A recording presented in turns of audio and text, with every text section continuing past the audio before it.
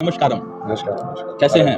अरे वैसे ही है। ठीक है। सबसे पहला सवाल मेरा यही होगा, महाकुंभ में अभी हम हैं और महाकुंभ क्या है? महाकुंभ से शुरुआत करते हैं। लोग पहला सवाल यही जानना समझना चाहते हैं, महाकुंभ क्या है आपकी नजरों में? कुंभ का समझना पड़ेगा ना उसके लिए। अच्छा, कुंभ क्या होता तो है? कुंभ ही बताइए, कुंभ क्या है? घड़ा घड़ा जिसको बोलते हैं ना। घड़ा। अब वो इस कुंभ के लिए वो महाकुंभ हो रहा है। तो उसको आप जैसे वो देखोगे तो ये मंथन जैसे ही है ना ये। हाँ। कि आप बहुत सारे लोग अलग अलग जगह से आए, हम्म। फिर वो एनर्जी इकट्ठी हुई एक जगह पे। तो समुद्र मंथन के अंदर जैसे हुआ था ना कि देवता और सूर्य एक जगह पे आ रहे हैं, तो मंथन कर रहे हैं, मतलब कि वो नेगेटिव अपनी नेगेटिव साइड खींच रहा है, पॉजिटिव अपनी पॉजिटिव साइड खींच रहा है, और उसके बीच में फिर आपका मंथन होके तो ज्ञान निकल के आ रहा है अलग अलग टाइप का। लक्ष्मी जी निकल के आई, फिर लास्ट में बहुत सारी चीजें मदिरा निकल के आई। ये सब क्या है? मतलब कहीं ना कहीं वो ज्ञान ही निकल के आ रहा है ना। तो देवी प्रकट हुई, मतलब क्या आप उसको वैसे भी समझ सकते हैं ना कि वो वाला ज्ञान चेतना के अंदर उत्पन्न हुआ। अब उसके बाद जैसे जैसे आप गए लास्ट के अंदर अमृत आया ना, अमृत आने से क्या होता है? देवता फिर से उनको ऊर्जा मिलती है। मतलब यदि तुमको यहाँ से अब योग परिवर्तन करना है तब वो क्या होगा? वो उसी वजह से जो मंथन हो रहा है उसकी वजह हिसाब से ही होगा ना वो, कि जो सच निकलेगा वो देवता किसको बोला गया है? जो पॉजिटिव एनर्जी है। असुर उसको बोला गया है ना जो नेगेटिव एनर्जी है। तो देवता फिर से एक्टिवेट होंगे, मतलब कि जो पॉजिटिव एनर्जी है वो ज्यादा बढ़िया हो जाएगी जो। तो ये इसका पूरा जो मंथन का है महाकुंभ का, वही परिणाम निकलना चाहिए। वही परिणाम निकलना चाहिए। सनातन धर्म क्या है? सनातन धर्म क्या है? जो सत्य है। जो सत्य है। और सत्य वही होगा जो कुछ होने वाली चीज सत्य नहीं हो सकती, क्योंकि होने वाली चीज हमेशा मृत्यु और जीवन के बीच में रहती है। जो नहीं है वही सत्य हो सकता है, जो शून्य है, जो शंकर है। दरअसल यही कॉन्सेप्ट चल रहा है। देखिए यहाँ पर जो है मतलब इधर धर्माचार्य बैठे हो, शास्त्र का ज्ञान लेके बैठे हैं, इधर साइंस और अध्यात्म दोनों है। तो ये क्योंकि महाकुंभ है, इसका प्रयोजन क्या है, इसी प्रयोजन पे हम बातचीत कर रहे हैं। और ये प्रयोजन, जैसे समुद्र मंथन हुआ तो मंथन से अमृत निकला, विष निकला, और भी चीजें निकली, उसके बाद वो हुआ। तो इस महाकुंभ से क्या निकलने वाला है, पहले तो हम इधर चर्चा करेंगे, फिर हम आपके पास आएंगे। महाकुंभ से क्या निकलने वाला है? सबसे बड़ी चीज है कि अभी अभी आपने बाबा जी को सुना, कुंभ के बारे में आपने प्रश्न किया और कुंभ को बड़े सरल तरीके से आपने स्पष्ट कर दिया। घड़ा, ये घड़ा क्या है? आप हमारे चेहरे को देख रहे हैं, नीचे गले को देख रहे हैं, यही घड़ा है जो उल्टा है। उस घड़े का मुंह ये है और बुद्धि ही उसका तल है, जहां अमृतत्व छुपा हुआ है। ये कब निकलेगा? जब सकारात्मक और नकारात्मक दोनों प्रवृत्तियों के बीच में एक मंथन होगा, पूर्व पक्ष और उत्तर पक्ष का जब मिलन होगा, वो स्थिति ब्रह्म की होती है। जो विरोधाभास के बीच होती है चीजें, वह पहले विष होती है। आप किसी भी अच्छे काम को करने के लिए जाएंगे तो आपको गालियां पड़ेगी, अरे चैनल वाला आ गए, सब ये करने वाले, वो करने वाले, तमाम तरह की बातें। जब उस विष को आप पी जाएंगे ना, तब आपके जीवन में अमृत आएगा। इसको समझिए, कौन क्या कह रहा है उससे नहीं मतलब है, इसके मूल बिंदु पे जाए, ये हमसे जुड़ा हुआ कैसे है। तो ये आप अस्पष्ट हो गया कैसे जुड़ा हुआ है, अमृत कहाँ है? ये अमृत है, इसको सही करिए, इसमें विष मत डालिए, इसको अमृत बनाइए।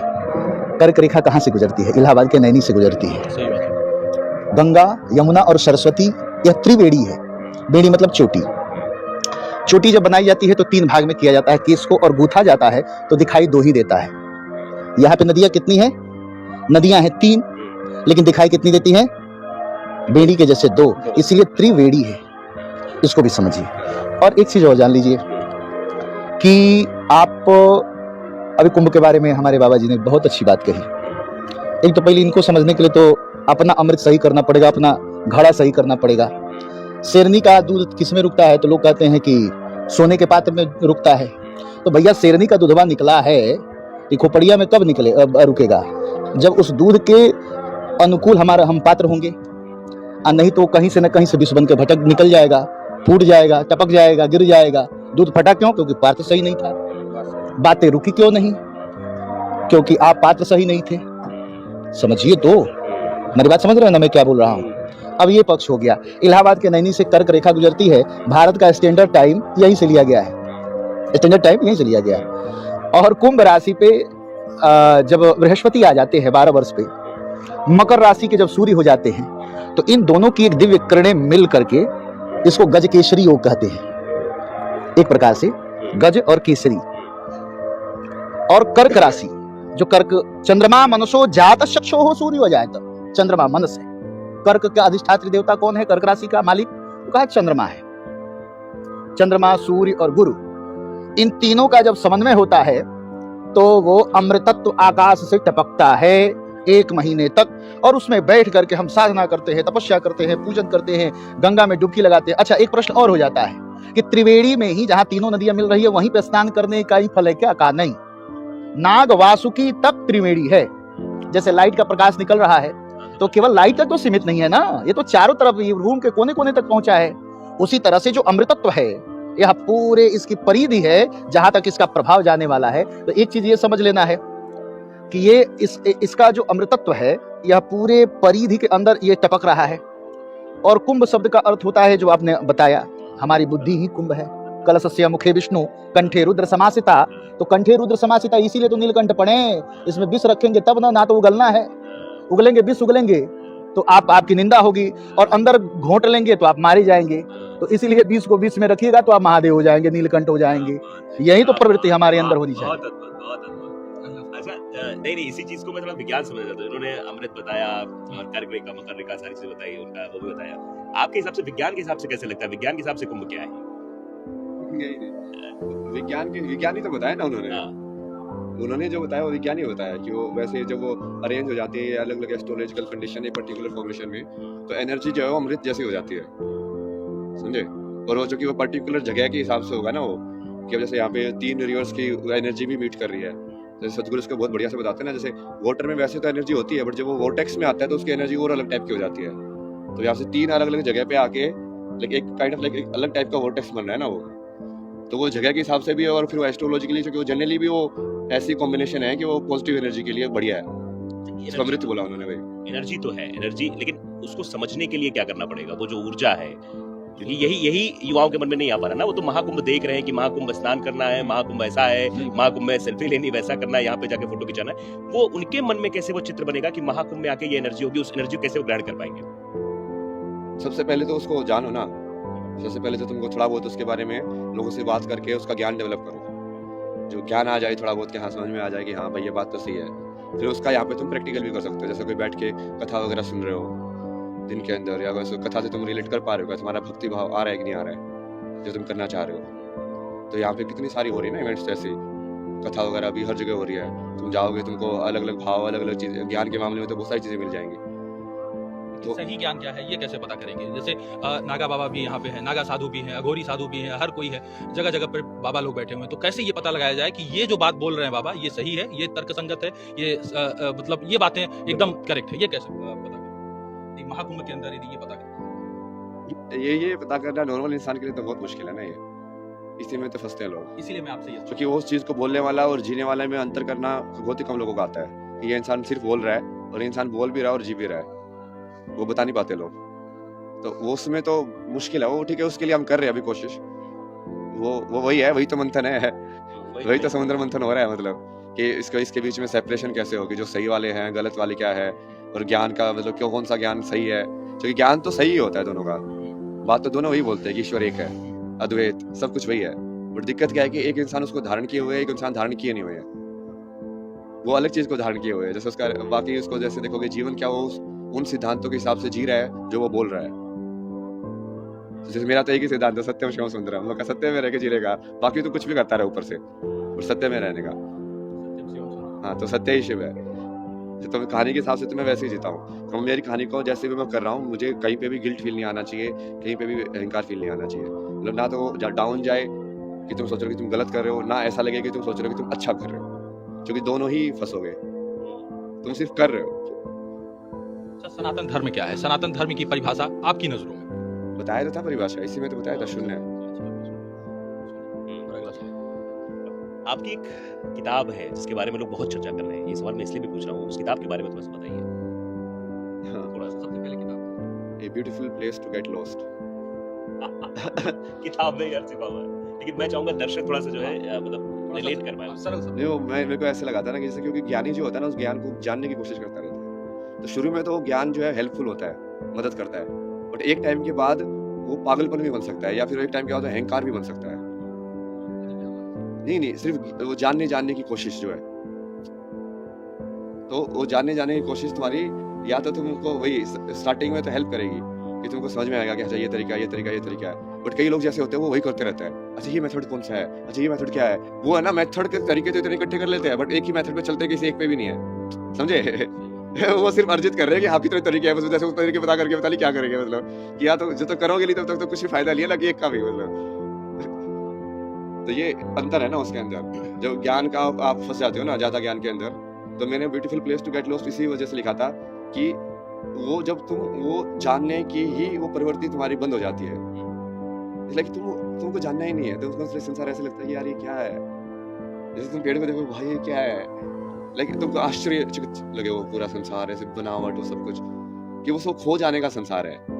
मतलब तुम मेरी किताब पढ़ के तुमको जवाब नहीं मिलेंगे तुम गुम हो जाओगे या एक बढ़िया जगह पे जाके गुम हो जाओगे। जैसे मैंने एक एग्जांपल भी दिया था कि तुम जंगल में यदि तुमको छोड़ दे, तो पहली बार तुम किसी को जंगल में छोड़ दे तो वो जंगल को कैसे डिस्कवर करेगा, कोई चीज हिली, ओह ये ऐसी भी चीज हिलती है, तो उसको ये तो नहीं पता ना ये सांप है, उसको कुछ पता ही नहीं है जंगल के बारे में, समझ रहे हो। जैसे मैं आपको किसी दूसरे ग्रह का मान लो कोई जंगल है, अब आपको नहीं पता ना वहाँ पे किस प्रकृति के जीव होंगे, मैं आपको जाकर छोड़ दूं तो आपको कैसे उसको देखोगे पहली नजर में, और कैसे एक एक चीज को आपके अंदर वो जाती जाएगी और कैसे आप उसको एक्सप्लोर करोगे। तो वही था ये beautiful place to get lost.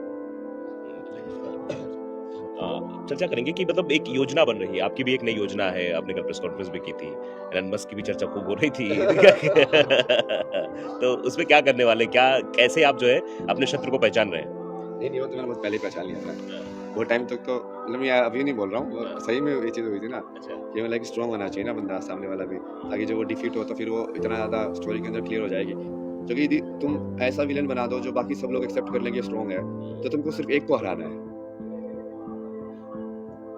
क्योंकि बाकी लोगों ने उसको टॉप तो मान ही रखा है, वो तो उसको अपना मान नहीं है, हाँ तो सिर्फ टॉप को हिला दिया तो हो गया ना क्लियर, बाकी सब खत्म हो गया ना। आप एलन मस्क को टॉप मानते हैं तो वही है ना, एनीवे तो तुम देखो अभी वैसे भी वो ट्रम्प बनने के बाद तो पूरा वैसे ही राजा हो गया, वो कभी मेलोनी से मिल रहा है, कभी वो यूरोप को बोल रहा है कि तुम अपनी पॉलिसी ऐसे चेंज करो, कभी वो साउथ अमेरिका को जाके बोल रहा है कि हाँ ऐसे करो वैसा करो।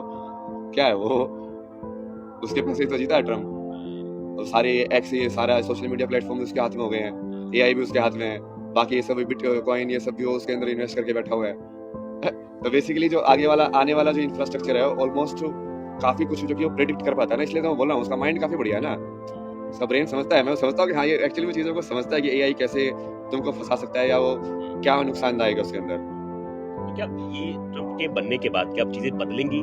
क्योंकि अगर एलन मस्क के साथ खड़े हैं, उनको वो एडवाइस दे रहे हैं, तो क्योंकि इजराइल के पीछे भी खड़ा हुआ है अमेरिका खड़ा हुआ है, उधर रूस का चल रहा है तो इधर भी खड़ा हुआ है, मतलब अमेरिका तो दोनों तरफ से है ना, हर लड़ाई का हिस्सा बन जाता है अपने आप। तो क्या ट्रम्प के आने के बाद चीजें बदलेंगी?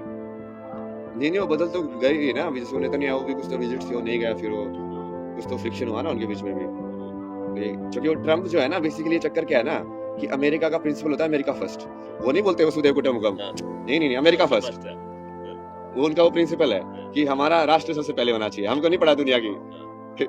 तो उस चक्कर में वो उनका पहले प्रायोरिटी वो हमेशा अपना फायदा देखते हैं किसी के साथ भी, उनको जनरली फर्क नहीं पड़ता कि इजराइल क्या यूक्रेन क्या है, उनके लिए वो ये स्ट्रेटेजी के हिसाब से है कि यहाँ पे हमारा इतना इन्वेस्टमेंट है, ये इतना पैसा लेके आएगा, ये पैसा डूब जाएगा, या फिर इस लड़ाई यदि हम कराएंगे तो हम इतना ज्यादा मिलिट्री इक्विपमेंट जो है वो मिलिट्री कॉम्प्लेक्स को अपना बेच के, क्योंकि दोनों साइड बेचते हैं ना वो लोग, जैसे अफ्रीका में दोनों साइड बेचते हो हथियार, तो वो बीच में वो पैसे कमाते हैं। और ये अलकायदा इन सबको हथियार किसने दिए? तालिबान ने, उन लोगों ने ला के दिए थे, अभी भी तालिबान के जो हथियार है सब उन लोगों के ही दिए हुए हैं, तो एक साइड दे देते हैं दूसरी साइड और बीच में अपनी खिचड़ी पकाते रहते हो। तृतीय विश्व की संभावना बन सकती है, तृतीय विश्व युद्ध हो चुके, तृतीय की संभावना ये दो नहीं हो तृतीय तो नहीं, कब तक आपके हिसाब से? नहीं वो जैसे बताया था मैंने, मेरे हिसाब से मैंने पहले ही बताया होगा, लेकिन इस साल के एंड तक वो पूरा क्लियरली हो जाएगा, हो तो चुका ही है स्टार्ट, क्योंकि हो चुका है स्टार्ट, लाइक आइडियोलॉजिकली लोग अलाइन होना स्टार्ट हो गए हैं ब्लॉक्स के अंदर। एक ये वेस्टर्न वाला ब्लॉक है, अब उसको लोगों ने काफी हद तक अलग कर दिया है, अफ्रीका के लोगों ने भी बोला है, वो फ्रांस को भगा दिया ना वो 2-3 कंट्रीज से अभी कि हाँ निकालो यहाँ पे, क्योंकि वो अभी भी कॉलोनी थे। सोचो ना, हमको अभी भी ये रियलाइज नहीं हो रहा है कि ये लोग अभी भी कॉलोनी बना के बैठे हुए संसार के अंदर। तो अफ्रीका के अंदर वो कंट्री के ऊपर पूरा फ्रांस की आर्मी और उनके हिसाब से चलता था, वो फ्रांस वाले सारे मिनरल एक्सट्रैक्ट करते, जैसे हमारे यहाँ से संपदा लूट के गए वो अभी भी कर रहे हैं, उसका तो उनको गिल्ट है ही नहीं जो उन्होंने पहले किया, वो अभी भी वही चीजें कर रहे हैं, मतलब दूसरों का फायदा उठा के दूसरे लोगों के ऊपर कॉलोनी बना के राज करके। क्यों ये छोटे छोटे कंट्री इतने कम लोगों के बीच में भी इतने ज्यादा संपदा लिए हुए हैं? क्योंकि वो वैसे ही करते हैं ना, वो कंट्रोल हाथ में रहे, कंट्रोल दूसरी जगह से आके, जैसे वो यहाँ पे ईस्ट इंडिया कंपनी बन के आए थे कि हम बिजनेस करेंगे, फिर वो धीरे धीरे उन्होंने एक्सपेंड किया, हो फिर सारे के सारा जो अपना जो नॉलेज था, टेम्पल्स के जो पुराने स्ट्रक्चर्स थे, ये कितने सारी चीजें वहाँ के म्यूजियम से मिलती है, कैसे मिलती है मतलब। और सिर्फ हमारी नहीं है ना, ये इजिप्ट की पता नहीं कहाँ की वो पुरानी हियरोग्लिफ्स उनकी जो लिखी हुई है, सबकी सब तुमको यदि पढ़ लिया तो वहाँ पे जाओ, ये लूट करने वाले चोर के घर में ना, क्योंकि चोर के घर में सबकी चोरी है की हुई। अच्छा, ये क्योंकि संभावना जताई जा रही थी कि ईरान पहले के वेट एंड वॉच की स्थिति में था, ईरान बोल नहीं रहा था, ये अपना इजराइल और फिलिस्तीन का चल रहा था, अपना वो जमीन को लेकर जो विवाद चल रहा था, लेकिन ईरान के आने के बाद ये संभावना बनी थी कि अब तेजी से बदलाव होंगे, बहुत तेजी से बदलेगा, इसमें चाइना भी आएगा, भारत भी इंटरफेयर करेगा, लेकिन ऐसा कुछ हुआ नहीं। नहीं, वो ईरान का अभी नहीं बन सकता ना, ईरान अभी इतना ताकतवर नहीं है ना, यूएस मेन है ना उसके इसमें, इस पूरे के अंदर सिर्फ यूएस ही मेन है, जो यूरोप के अंदर ऑलमोस्ट क्षीण हो चुके था, कुछ नहीं बचा उनके पास, ये तो उनका लास्ट राइड है ना, उनके पास ज्यादा आर्मी है, ये सब है। यूक्रेन का वॉर बिना यूएस के तो हो ही नहीं पाता कि वो इतने टाइम तक चला पाता। आप हमेशा से कहते हैं कि ओशो सच तो बोलते हैं, लेकिन उनके पास धर्म नहीं है, लेकिन फिर भी लोग उनसे प्रभावित हो रहे हैं। आचार्य प्रशांत हो गए और प्रेमानंद महाराज हो गए, आपको क्या लगता है इन तीनों में से किसको सुनना समझना चाहिए? नहीं, वो वैसे है ना कि कई बार क्या होता है ना कि कोई इंसान मान लो उसको रियलाइज ना भी हो, बट क्योंकि जो बोल रहा है वो सत्य है तो सामने वाला समझ जाए उससे, समझे? जैसे गीता का कोई चीज वो बोल रहा है, वो बोलने भी बोल रहा है, उसने पढ़ लिया, रट लिया है, ठीक है, उसने खुद भी धारण नहीं किया है, बट क्योंकि तुम इंटरेस्टेड थे उसका जानने में, तो तुमने वो शब्द समझ के उसके मुंह से तुमने उसको सही अर्थ समझ लिया।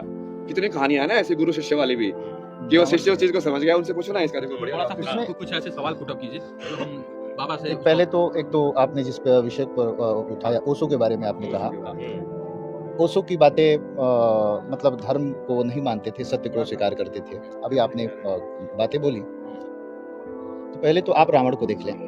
रावण कौन था? तो कहा सबसे बड़ा नास्तिक था, लेकिन उसने कहा जटाटवी गलज वल प्रवाह पावितस्थले गली बलम बलम बिताम भुजंग तुंग मालिकाम डमट डमट डमट डमट निनाद डमट डमर भयम। तो क्या कोई कहता है क्या कि रावण गाया है इसको फेंक दे? नहीं गाया, बड़े बड़े विद्वान गाते हैं। हमारी संस्कृति रही है कि कोई कितना भी बुरा रहा है उसके अंदर की अच्छाई है, उसको ग्रहण कर लो, वो ओशो हो कोई भी हो, कुछ उससे हमें नहीं मतलब है। हमें मतलब है जैसा सुख सुखाए सार सार को गहरा है तोता दिए उड़ाए। क्या बात है, वाह, यही मतलब हुआ। तो यही चीज है हमारे कहने का मतलब है कि हमने अभी कुंभ की चर्चा करी, तो बात तो कुंभ से उठी थी। हम लोग वैश्विक राजनीति पे भी चर्चा कर लिए, अच्छी बात है कि हम लोग एक कुंभ से उठ करके और जगत कल्याण के विषय में भी थोड़ी सी चर्चा कर लिए, बहुत अच्छी बात है। ये जगत कल्याण के लिए तो कुंभ है भाई। आपने घड़े को देखा है ना, अभी हमने बताया, और घड़े को उलाट देंगे तो हमारा माथा उल्टा हुआ है, घड़ा है, मुंह नीचे की तरफ है, और ऊपर जो है कि जो उल्टा हुआ घड़ा है उसका पतले ऊपर नीचे वाला भाग क्या है? मस्तिष्क, उसके अंदर अमृत है, उसी को पाने के लिए हम लोग एकत्रित हुए हैं। अभी बहुत सी चीजें चर्चा हुई है, बहुत सकारात्मक आपने बातें कही, बहुत सी चीजें मैं तो सुन रहा था बड़ी गंभीरता से। आप भी बड़े बागपटू लोग हैं, और पहली बात की आप लोगों ने बहुत अनुभव भी किया, अच्छा लगता है। प्रश्न जब अच्छे होते हैं ना तो एक चर्चा करने में भी मजा आता है, नहीं तो अंड मंड प्रश्न करने वाले से मूड खराब भी हो जाता है। सही भी बात है। तो एक आपका प्रश्न भी बहुत बढ़िया है भाई, कुंभ के ऊपर आपने चर्चा करी, कैसे आना चाहिए, कैसे स्नान करना चाहिए, कैसे रहना चाहिए, किन की बातों को माने, ये बहुत जटिल प्रश्न है।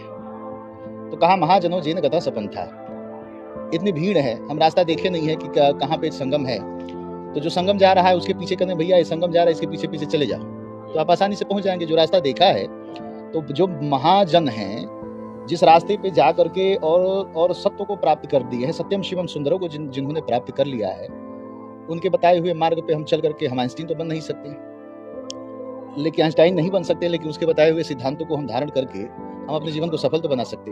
हम गौतम हो नहीं सकते, कणाद हो नहीं सकते, लेकिन उनके बताए हुए बनाए हुए सिद्धांत को हम धारण करके सफल तो हो सकते हैं ना।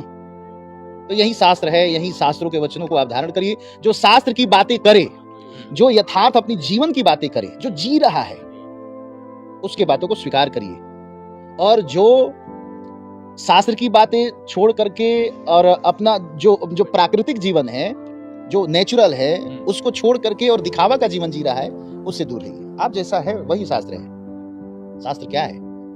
तस्मात् शास्त्र प्रमाणन्ते कार्य कार्य व्यवस्थितो, कार्य और कार्य की व्यवस्था शास्त्र करता है। तो शास्त्र वही कहता है ना जो प्रकृति का है, जो नेचुरल है, जो स्वाभाविक है। आप दिखावा क्यों करते हो? बस ये बात है, यही है कुंभ। और मैं तो बाबा जी से, महाराज जी से एक प्रश्न भी हमारे मन में उठ रहा है, और एक मेरा प्रश्न आपसे है, इस कुंभ को आज की युवा पीढ़ी और मानव जीवन से कैसे हम संबंध स्थापित करें, इस विषय में आप हम सबका मार्गदर्शन करें। हाँ, ये वही मैं तो युवा के लिए बोल रहा हूँ ना, क्योंकि जैसे धर्म कोई यदि आगे लेके जाना है तो कौन लेके जाएगा? युवा पीढ़ी तो लेके जाएगी। यदि उन्होंने वो धर्म को धारण नहीं किया या उनकी समझ में नहीं आया, तो कैसे जाएगा वो चेतना की स्मृति के अंदर आगे? तो उनको पास ऑन करना बहुत जरूरी है। वो टॉर्च ऐसे ही तो पास ऑन होती गई ना। हाँ, किसी भी संप्रदाय के इतिहास में या किसी भी वो ज्ञान जो था वो एक गुरु ने नीचे वाले को दिया, फिर दूसरे वाले ने उसको दिया, फिर दूसरे वाले ने उसको दिया। ऐसे ही हमारे सारे वेद भी ऐसे आए एक एक से करके।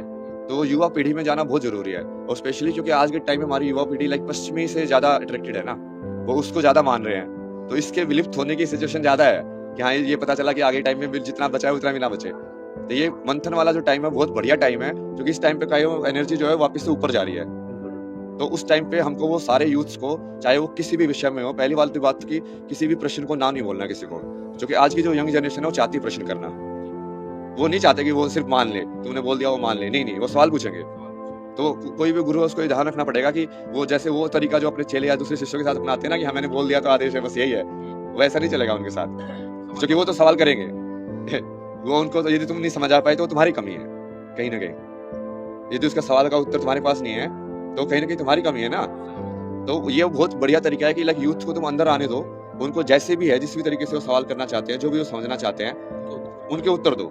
फिर उनको प्रैक्टिकल वाली चीजें बताओ कि इसको असली में कैसे कर सकते हैं, जो आपको आते हैं। मतलब हर एक ग्रुप को अलग अलग तरीके आते हैं। तो आपको क्या लग रहा है कि यूथ आ रहा है, यूथ अट्रैक्ट हो रहा है, यूथ चीजों को समझ रहा है, सुन रहा है, प्रश्न कर रहा है और जानना समझना चाहता है, आपको लग रहा है? हाँ, मैं तो बहुत ज्यादा ऐसे किया ना, जैसे इंस्टाग्राम पे भी यूथ से मैं काफी कनेक्टेड रहता हूँ, अलग अलग चैनल्स पे भी लाइव करना। तो जो पूरे साइंस वाली जो सोच रखते हैं, जो भारत के दर्शन शास्त्र को पढ़ रहे हैं, जो कोई IIT में बैठा हुआ है, तो वैसे वाले जो यूथ है, हम उसको जो कर रहे हैं मतलब बेसिकली, तो इसमें तो यही होगा ना कि 95% तो आपको ऐसे लगेगा जो नहीं कर रहे हैं, जो पश्चिमी साइड जा रहे हैं, और जो 5% कर रहे हैं, आपको उनको पकड़ के और उनको फिर कनेक्ट करना है, बढ़िया से तैयार करना है पौध की तरह आगे वाली जनरेशन के लिए। और एक मेरे मन में अभी आपने आप बोल रहे थे तो मेरे मन में एक भाव आया कि आज के युवा पीढ़ी को सबसे धर्म की आवश्यकता है, क्योंकि यही एक समाज का निर्माण करेंगे और इन्हीं से हमारी संस्कृति का संवर्धन होना है। अब समस्या यहाँ पे एक बात फंस रही है कि यूथ को एक सही मार्गदर्शन देने वाला नहीं मिल रहा है। जैसे हमको किसी चीन में रहने वाले को समझाना पड़े तो चीन की भाषा आनी चाहिए। तो ऐसा है, यूथ की भाषा हम बात करते हैं तो केवल और केवल शास्त्र में ही हम डूब जाते हैं। बिल्कुल शास्त्र को कहना चाहिए, लेकिन क्या है कि अधिक से अधिक वहाँ पे लोग लाभान्वित नहीं हो पाते हैं। इसमें एक चीज और है कि गोस्वामी तुलसीदास जी का रामचरितमानस प्रकाश में इसलिए आया क्योंकि उन्होंने आम यूथ के बारे में उन्होंने बातें करी, जो लोग बातें समझ रहे हैं, ग्रामीण भाषा में उन्होंने बोला, इसलिए उनके ग्रंथ की ख्याति बढ़ गई। और उन्होंने हालांकि लिखा कि स्वांतः सुखाय तुलसी रघुनाथ गाथा, वो तो लिखा अपने लिए, आनंद के लिए। तो मेरा प्रश्न एक ये है कि हम कैसे उनकी भाषा में हम शास्त्रों को उनसे जोड़ पाए, इसमें क्या प्रयास होना चाहिए, इस विषय में आप मार्गदर्शन क्या कमी आपको दिखता है कि जिसके कारण जोड़ नहीं पा रहे हैं? नहीं, वो बिल्कुल उन्होंने बिल्कुल सटीक बताया। जैसे आप किसी चीज को समझते हो ना, आपने उसको कैसे समझा, उसका शब्द बहुत महत्वपूर्ण है। जैसे आपने प्लस को योग के फॉर्म में पढ़ा ही नहीं है कि जमा करने को योग बोलते हैं। वैसे तो यदि आप गणित को हिंदी में पढ़ते हो तो उसको योग ही होता है। तो आप जैसे ये पूछते ही नहीं है कि योग क्या होता है, योग क्या होता है, और क्योंकि उन्होंने उसको तो एडिशन में पढ़ा हुआ है, तो जब योग शब्द आता है तो वो उसको जनरली कंसेप्ट से कनेक्ट नहीं कर पाते। वो उनको लगता है ये तो फिजिकल एक्सरसाइज है, उनको वो कंसेप्चुअली नहीं देख पाते कि जैसे गणित में प्लस करना योग है कि एक के अंदर एक को जमा करना है, या किसी चीज को जमाना एक के साथ क्या होता है, समझ रहे ना, वो है योग, वही डेफिनेशन है उसकी।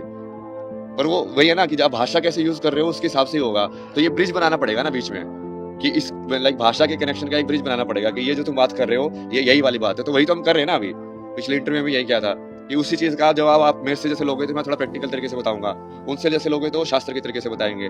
तो कहीं ना कहीं वो इस भाषा में और उस भाषा में वो एक ही जवाब है। तो आपको समन्वय बन जाएगा कि हाँ देखो ये वाली चीज जो बोल रहे हैं शास्त्र में और ये जो बोल रहे हो सेम है, तो एक कनेक्शन बन जाएगा। तो डायरेक्ट हो जाएंगे लोग कि हाँ ये वाली चीज हम वहां से पढ़ सकते हैं, क्योंकि एक्चुअली में समझ में आएगा कि वो सेम ही बात बोल रहा है। बात वही है कि जैसे कि सूर्य को इंग्लिश में सन कहते हैं और हिंदी में सूर्य कहते हैं, लेकिन बोध तो सूर्य का ही होता है। वो शास्त्र की भाषा में बोले या स्वतः शास्त्र को जी करके अपने जीवन में उतार करके बोले, दोनों बात एक ही है। बहुत बहुत धन्यवाद आपका।